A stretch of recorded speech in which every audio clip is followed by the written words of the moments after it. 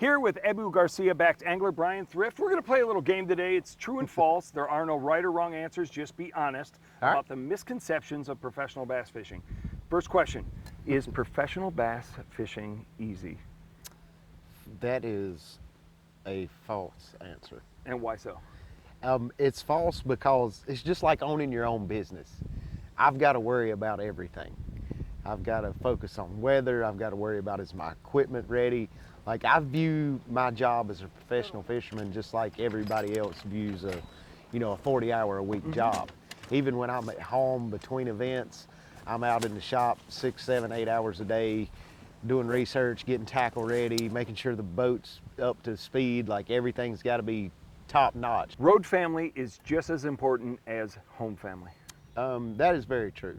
You know, I've made some great friends out here on the road since I've started fishing professionally. This is my 15th year.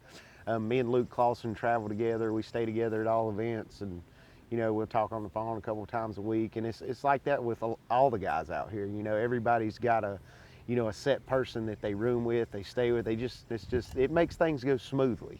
One of the greatest rule changes was the fact that you guys could talk fishing in the houses that you stayed in. That is true, because you were kind of on pins and needles before that, because like, I felt weird if me and Luke staying together and we're working on tackle in the same room of the house, like in the living room, we're sitting there talking, and kind of put you on pins and needles and made you scared to really talk to anybody about fishing.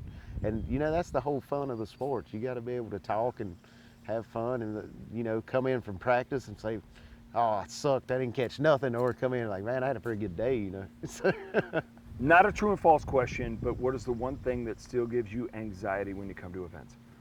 The one thing that still gives me anxiety is, the wanting to perform, wanting to do well. That is the number one thing I worry about, because I mean, obviously you've got fans that follow your career, that watch you, they're pulling for you.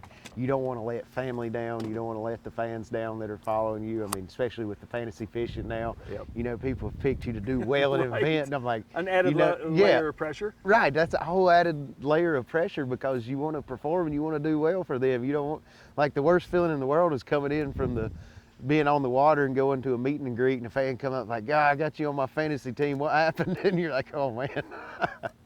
Bryan, thanks so much for joining us today. So many things happen on the water, but boy, we learned a lot of the stuff that happens off the water.